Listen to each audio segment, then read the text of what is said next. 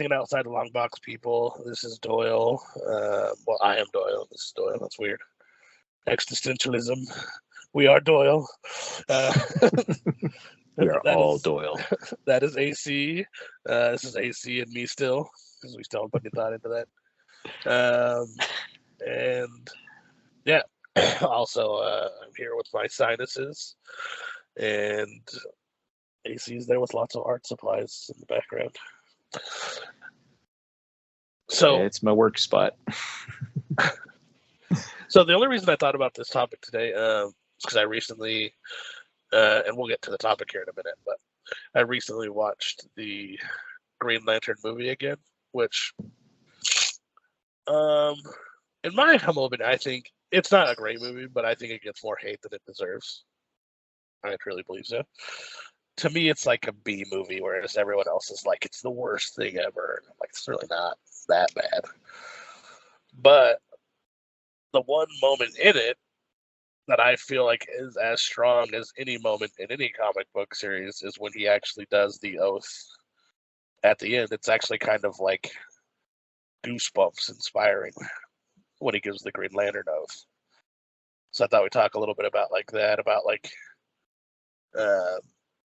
not only his version of it, but Spider-Man having his little mantra that's very similar, and other things like that in the comic book world. So kind of toss it. What do you think about the movie, first of all? I know we were talking about that.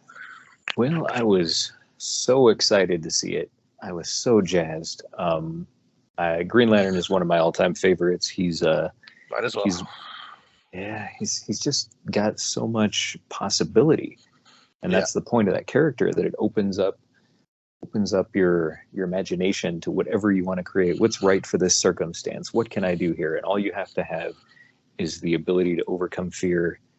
And I guess even without much of an imagination, I mean, Hal Jordan made mostly airplanes and boxing gloves and things like that. And it was partially because, as a peacekeeper, as a law enforcement officer, his purpose in the universe was not to go and execute every lawbreaker he found. So he used the boxing glove because it's usually a non-lethal weapon. Yeah. It was basically the equivalent of a Green Lantern taser or stun gun, because it would knock him out. And that was what he was happy with doing. That was all he needed to do. His orders weren't to like murder every alien that got on the wrong side of him. It was definitely a comic book that had those early comic ideas of emphasis on non-lethality as a virtue. Definitely something that is. Well, they weren't even allowed to kill, right, until the Sinestro Wars. Yeah, it was non-lethal. There were several things that changed after Jeff Johns got on board, and most of them were for the better. Even though something like that was still supposed to be an exception, kind of stayed on. Before, you weren't supposed to take a life on purpose. Before, you were limited by the color yellow. Before, fighting another Green Lantern was extremely difficult. Before, even Alan Scott had the wood weakness, and the story they came up with for that, I thought was pretty creative. But Jeff Johns took a lot of things away, and he did some addition by subtraction. Like the yellow thing, he looked at it like in a way like a person looks at it now, where a kid, a millennial, a Gen Zer looks at a comic book and says his weakness is yellow. That's stupid. Even though people who are older grew up with it, is like, well, that's just, if you have this fantastic power that is improbable, and improbable limitation makes sense for it. It all fit there. And so to get back to the movie, I thought Ryan Reynolds did not do a bad job as Hal Jordan. He was not the problem. The special effects even didn't bother me. I thought, the costume was CGI, and it was different from what I expected, but they were making use of their budget and their creativity to try something new. And so I applaud that. Where I found a problem with it was that they actually didn't really get Hal Jordan's character. when he's irresponsible and he has kind of a death wish. He kind of feels like he lost everything when he lost his father, and he's never been, as the story goes, when he saw his father die, he was the most afraid he'd ever been, and after that day, he could not feel fear again. Yeah. But there were things in the movie, like when Hal Jordan decides he's going to go back to the Corps and he's going to go and fight Parallax. He goes to the Guardians and he asks them permission to fight. And to me, in the narrative, it makes sense that a brash, courageous person would choose humility for that. But it didn't make sense for Hal Jordan, who would go and say, I'm here, I'm back, you can fire me after this, but I'm going to stop Parallax even if the rest of you are afraid. Give me a ring. Yeah. And I'll prove to you why I should be doing this. That was kind of where one of the issues I saw. Hector Hammond was creepy, but that's fine. Like they were starting to do the thing with adding multiple villains because they didn't know how many movies they'd get, and at least Hector Hammond got screen time, even if he never would again. Parallax got screen time, even if he never would again. Sinestro, same. It was that was kind of like where my issue was with it. I liked Tom Kalmaku. I thought he was well cast. He was funny. I also felt like the Guardians didn't really act like the Guardians either in that movie. No, I mean, honestly, in the comics, they're kind of over-aggressive fascists in the last several years. They'd be like, get out there, all of you, and kill Sinestro, or Parallax, and we don't care how many of you it takes, as opposed to, there's nothing we can do, he's yellow. Like, oh. They did kill before. He's been sentenced to death by power ring. Oh no. And that's even weirder because the ring itself, one of the abilities that got removed was protection from mortal harm. Yeah. It was basically the resurrection with one hit point after the enemy takes you out.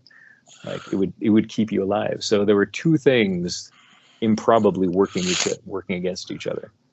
But you can punch yourself in the face. I like these old Green Lantern covers so much better than most of the older covers from other books. You have some gems there, man. Like that's just like a sick cover in my opinion. Like this isn't a key of any kind really, but no, but that design was ahead of its time. Yeah, it's so good looking. Or this one is taking. I mean, it's a butt shot, but I can see it. Yeah, but just like the intense colors, and like I don't know. It was eye catching. Especially when things in print were typically much more muted. I wouldn't be surprised if comic books used a lot more ink than anybody else. It's one of my favorite ones. Can you hold it a little higher? Does it say "dry up and die"? It's just like him in like a giant desert, like a cityscape. I mean, he looks like John Carter of Mars on there. It's got the futuristic castle, and I just happen to have some old like Silver Age Green Lanterns lying around because I've been going through my comic books. But those are great examples. I like those. But I didn't hate the movie. I just felt like they didn't treat Hal. They didn't make Hal the way he should have been character-wise. And I think that in a lot of movies, that's fine. In a lot of movies, you can take liberties and make someone different from a book if it's still going to be good. But even in the context of the movie, it felt out of character for what we'd seen so far. The other thing I've always loved about Green Lantern 2, which I don't feel like you got, even though they kind of tried to say it, but it's like the super perfect, amazing guy saying it, so it still doesn't come off that way, is that Green Lantern can just be anybody. It's like there's nothing special about Green Lantern. He doesn't have to be Batman. Like he's just has willpower. He's good to go. Just basically you need courage and that's it. And you could be a space cop. Yeah. And at one point, and they've kind of changed this for the worse, I think. The ring could mimic other powers. The ring could do astounding, ridiculous reality warping feats if you could imagine it and your will was high enough. you could time travel with a ring. You could turn lead into gold with well, not gold, but into kryptonite with a ring. You could, synthesize elements with it. You could create a city out of it. And they would kind of go back and forth on whether you could make permanent objects. And it was fun to think about, well, maybe you can't make a green tower out of energy, but maybe you can use green hands and use those to build a tower that is permanent. Also, like when Hal Jordan was fighting Legion in Emerald Dawn, the other lanterns had fallen, but Hal Jordan basically dumped a bucket of mud on him and then jackhammered him where the mud was because he was no longer yellow. Yeah. And you're thinking, why wasn't this a thing why doesn't every Green Lantern carry a green bucket with, purple paint or something in it just for situations like that? But it would be helpful. Yeah. Nowadays, it seems like mostly Green Lanterns just shoot beams or raise shields or occasionally make a construct to lift something. Yeah. And I feel like some of the creativity's been lost over the last few years. Oh, man. Yeah, it's so weird, too, that, like, the creativity's been lost when it's, like, infinite possibilities. Especially, like, you have diversity built into your character because space cops of different quadrants are from different planets. So it's like, for the most part, Earth always seems to get like 2 or 3 or 4, but everywhere else seems to only got the 1. Yeah. So you have instant diversity. So it's like, with that, I mean, I think if I was writing like Green Lantern, I would have a shit ton of fun just figuring out what like the like fish guy fucking Green Lantern would make, because what does his planet look like? So that would reflect his constructs to a certain degree, obviously, what he's familiar with, what he's not familiar with.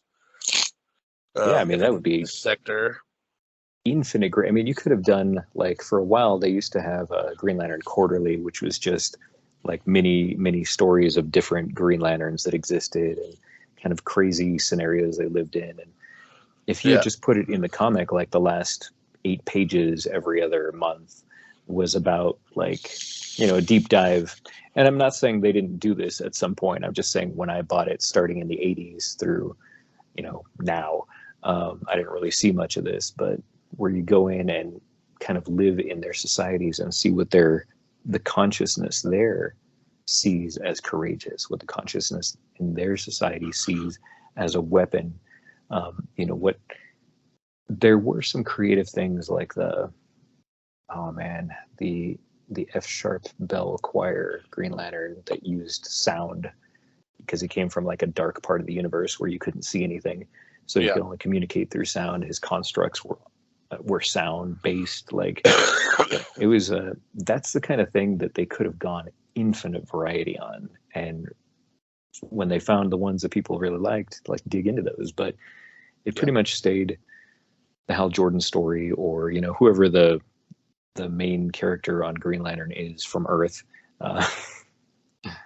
So at the time, yeah, I think John Stewart's going to be the focus for a while, and they've got there's a detective Green Lantern for a while, and there's a little girl that showed up recently. There's, before that, Jessica and Simon.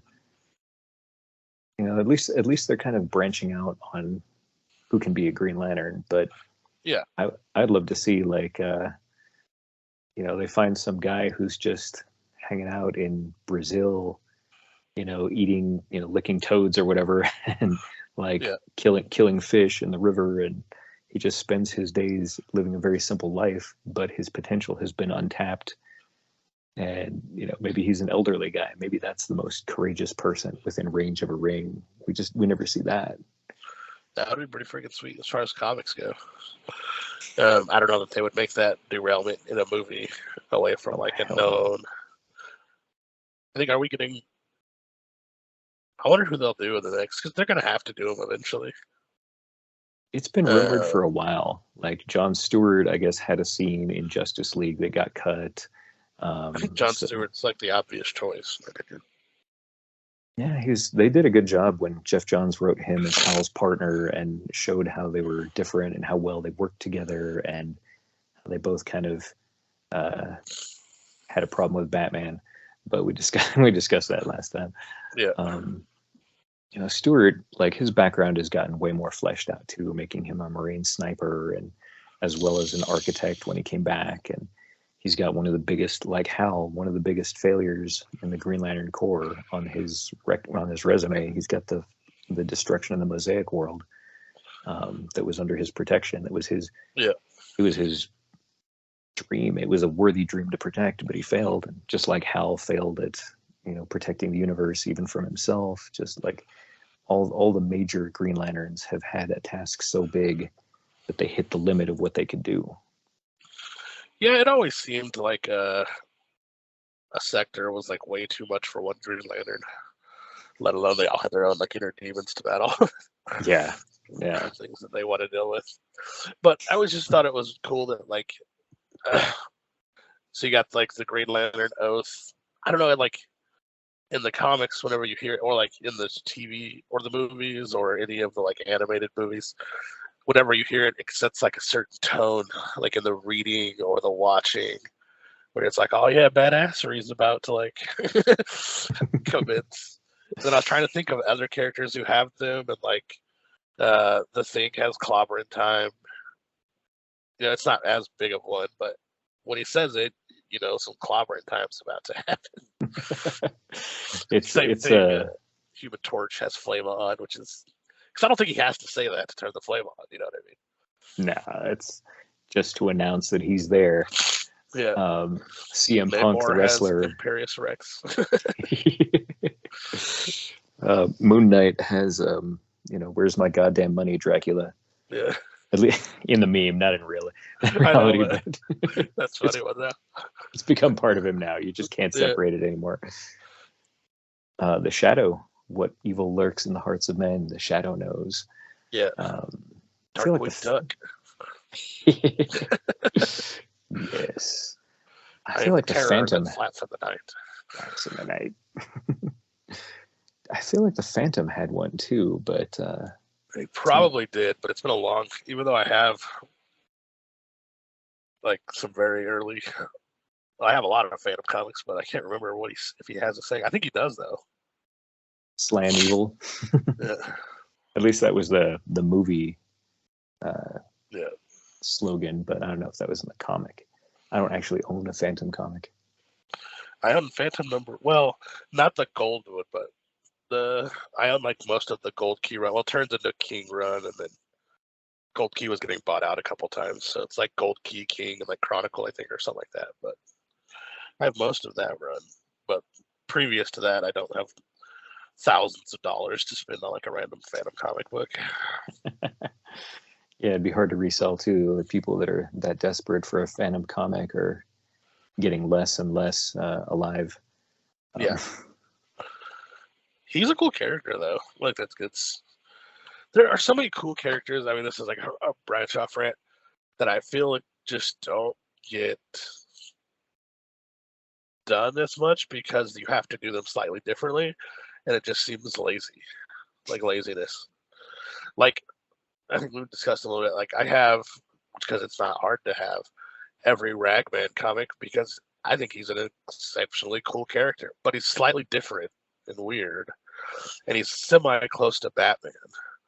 But so like nobody really wants to write him like for some reason. But whenever anybody does do like a cool little story, it's pretty sweet. So I don't understand why like characters like because they're obviously bad characters. Like we'll take like Jester.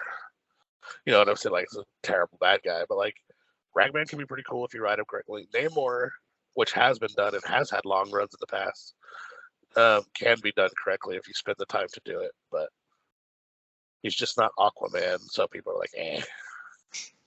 He's less colorful. I mean, he looks like Spock with Speedos and wings on his feet.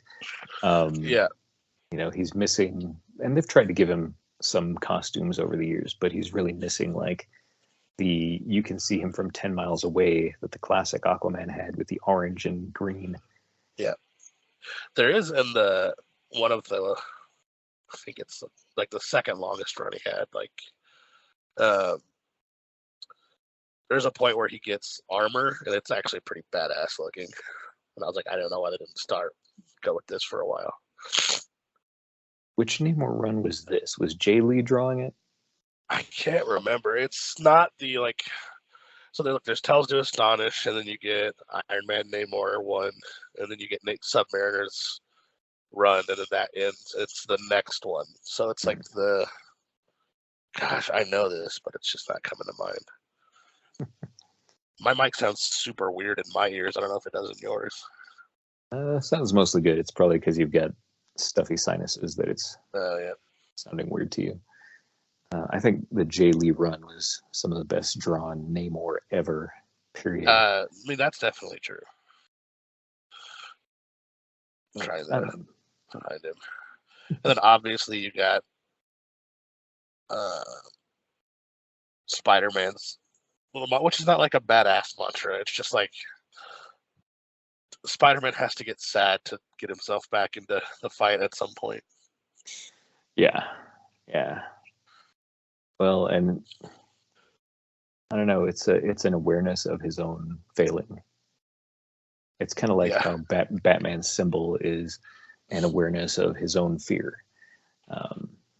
He dresses like a bat because he was afraid of bats, and so he's like transferring that to someone else. Whereas Spider-Man has that responsibility that he did not have at that moment that is now forever etched onto his soul. And he can do no less than that. And if he ever does, it's extremely out of character and stupid and called Civil War, among other things. Brand New Day. I'll stop now.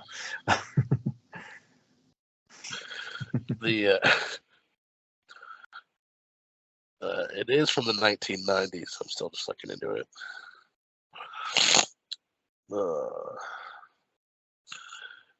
But yeah, I don't know. I think those things are weird because like weird and cool because like they're weird like little interactive moments inside the comic book. It's almost like breaking that fourth wall, third wall, whatever, without actually doing that. Because why would you be like about to fight some monster thing and you're like, flame on? Like you're not like you would never do that unless it's not for you, if that makes sense. Yeah. So it's almost like a weird way of interaction between the comic book reader and the comic book character that the comic book character is not aware of. I think that's why it's like interesting to me. But I think it's like, I mean, it's a kind of advertising in that it gives you another mnemonic device. It involves another sense for you to remember the character. You know what they look like. Yeah. You see them on the page. The colors are identifiable on most characters from 10 miles away, but having also something that they say that you can have in your head, where if Dr. Doom is blowing up some city to, I don't know, prove that he can blow up more buildings than Reed Richards because sometimes he's written really poorly.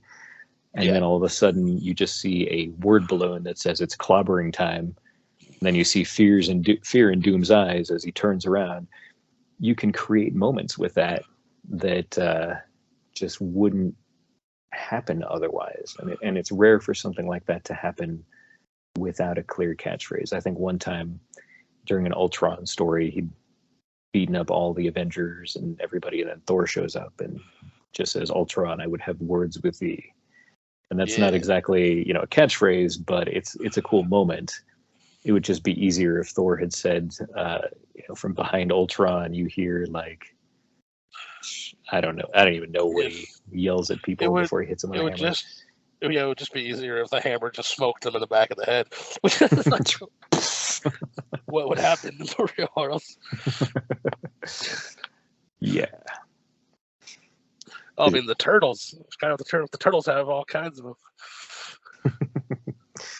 Yeah, radical turtle power. Stop killing that man, Raphael. Yeah.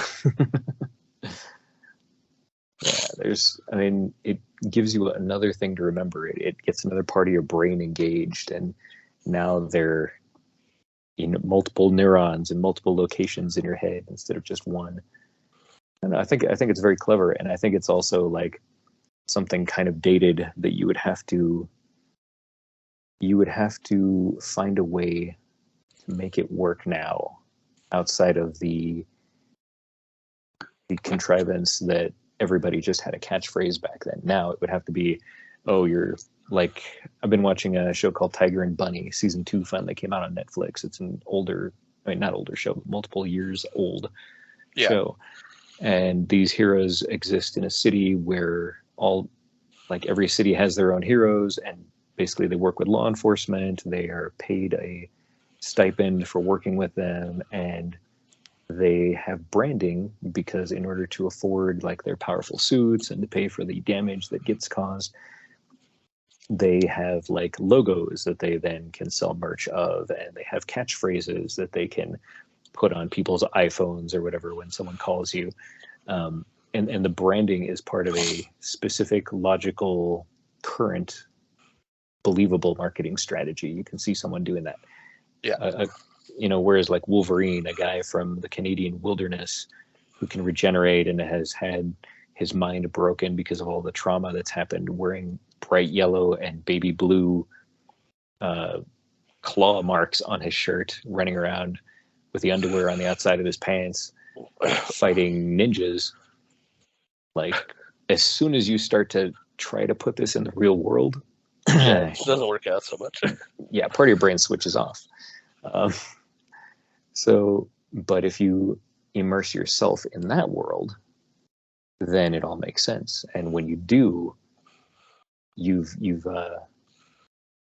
I don't know, that's what the writers want. They want you immersed. They want it so fantastical and ridiculous that the only place it makes sense is there, and the only people who get it are the others who are also putting themselves in that world. It's kind of like this is a weird example, man, but it's kind of like the tattoos people get in prison to show that they can basically, in prison or even before, the kind that specifically prevent you from getting certain types of jobs, because it automatically means that you're saying, I reject this other system. I'm forcibly taking myself out of that, and visibly, and making sure you can only take me in the realm that I exist in. They're basically saying, I mean, specifically, some of them have straight up meanings like I killed someone or I've done this, and you're basically just straight up aligning yourself to that lifestyle, and you're saying like, I'm not going yourself out. I'm not going to get a job at a jewelry store working as a teller at a bank. There are certain places that you're not going to likely be accepted into easily, and you're doing this because you know that that's going to happen, and you're saying, fuck you, I don't want it anyway. I reject you first. And that's kind of the superhero reality escape. It's like, if you know these catchphrases, if you know the weakness of a Green Lantern ring in 1984,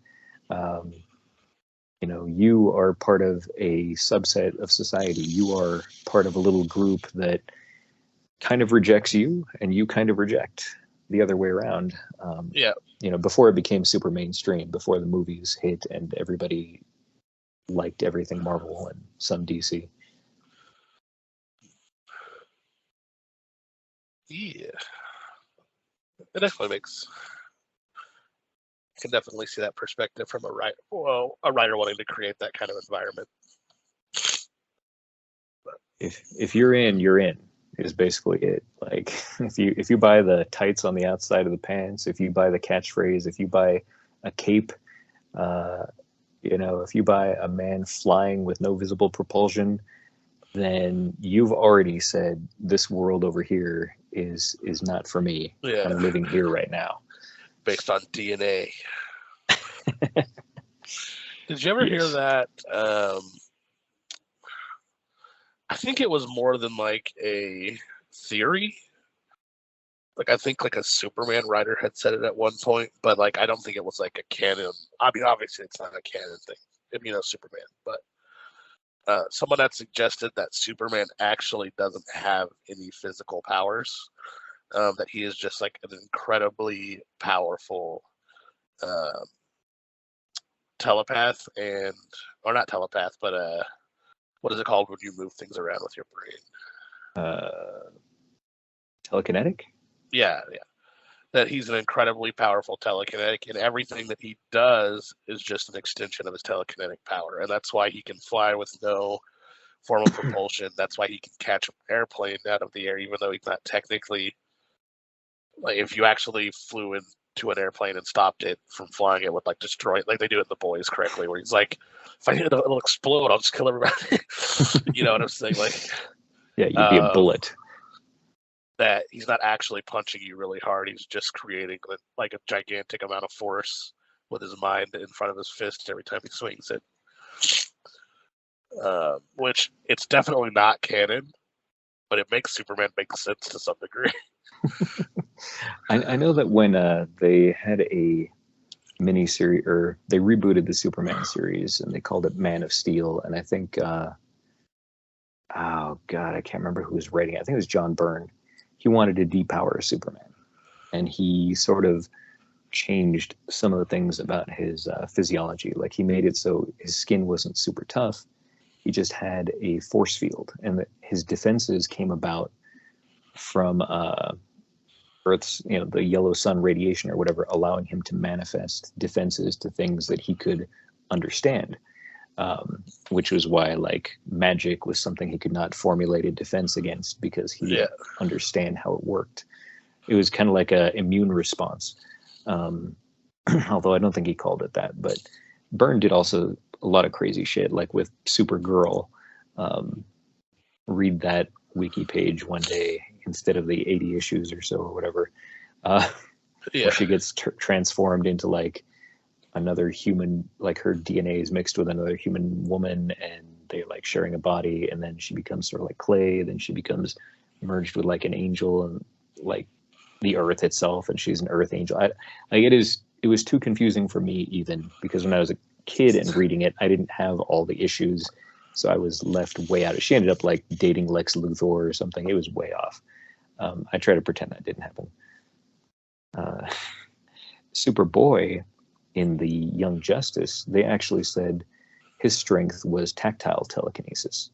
So whether that theory that you heard came about before or after this, they made it so that like that's where his super strength came from, like telekinesis, but he had to touch it. He couldn't just like Jean Grey something where you look at it and it flies around and moves at someone. You have to actually touch it, and that was why with him it appeared to be super strength. I don't think it explained some of the other powers, and I don't remember if he ever got heat vision in that incarnation or not. But they've tried some wacky things to explain it, and honestly, saying his skin is just super tough and he's from a high gravity planet, so he would be able to do these great feats. When you try to make it believably scientific, you fail, because there's no way for that to happen. Telekinesis is suitably outside of scientific laws that you could answer everything with that. It's like 0 point energy, I think we were talking about last time. Yeah, I definitely think it's kind of a waste of a time to go down that rabbit hole. Superman just is what he is. If you've got a good story based on a limitation of the power or a creative use of it, write it. But the rest of the time, like, we're not in for the specific atomic explanation for why he can do his feats. We just want to know how a good man with all this power still has a struggle. Yeah. I definitely think those are the only Superman stories that are really good. Most of the other ones are just him punching something. But he's interesting because he has his own catchphrase, up and away, but he's also got the whole spiel that is about him: more powerful than a locomotive, able to leap tall buildings in a single bound, dresses well. I don't know, I can't remember them all, but he not only has his own catchphrase, the universe has a catchphrase for him. I think that's one of the indicators of him being even more special. Which, to me, that's the most interesting part of comic books, is to think about them from like a realistic point of view. It's not so much the science but just like what it would be like if that was a real thing, like really happening. Like everyone hated the movie, and I definitely hated the Martha part of the movie. But the Batman vs Superman, the beginning of it was incredibly well done. I thought, from seeing this perspective outside of Superman and Batman, from where it's like they obviously intended nothing to go wrong, but just them being on the planet doing things that needed to be done had broken people's lives apart. You know what I'm saying? Yeah, I mean, all right, so I'm going to go into a analogy here. Like if you're a cook at McDonald's, or let's say where I used to work, at all these sandwiches, and you're like a sub guy. If you make a mistake, the level of damage you can do is capped pretty low. Yeah. There are possible things that could go wrong. You know, there could be accidents with the knives. Someone could slip and hit their head. You could, burn your hand on the grill. Most of the time that didn't happen. Most of the time you'd like get somebody's order wrong. Yeah. If you're not paying attention, that was usually as bad as it could get. Yes, you could conceivably fuck up and burn the place down, but it doesn't happen that often. When you're a EMT or a police officer or a doctor, the stakes get much higher for any sort of imperfection, for any kind of error that you make, someone can die. And it's so much likelier that someone can die from an error that you make. So when you have guys like Superman, okay, let's go to the cartoon where he's like, I'm gonna have to move the Earth to avoid this asteroid coming at it, and there's no time to stop the asteroid because it'll just break into smaller ones and they'll wreck the Earth. And you're like, okay, but if you're worried about that, how are you not worried about like what you'll do to the tides and all the other stuff and atmosphere and things like that, rotation? But so the stakes are much higher when you have power on that scale. If you punch a guy that's made out of steel and you have to hit hard enough to dent him, the sonic boom could deafen anybody within hundreds of feet. Like there's a comic called Authority, and they had like a brief offshoot of this comic for a while where they had a team of guys that didn't have superpowers and they would go after irresponsible superheroes. And one of them, kind of like in The Boys, was a speedster. And so he ran down the street to stop a mugger. And in order to put the brakes on, his feet kind of dug into the gravel. But at that speed, an object going that fast basically shot pebbles up at super speed and hit buildings miles away, hit rocks through glass, hit people that were just like sitting in their house or in their apartment. And that was all just from like skidding to a stop and spraying. Like if you look at what the impact would be to their surroundings from a physics standpoint, each of these characters is capable of feats that really, really could wreck the world. And the whole, I'm trained and I've learned how not to do this. Okay, maybe, but that really works more in a comic book. Yeah. Definitely. It's definitely a little harder to explain once you like project it. Once you start projecting all the possibilities of what could go wrong. What did you think about Eisenberg as Luthor in that movie? In Batman v Superman. Yeah. Not my choice for Lex Luthor. He wasn't terrible though.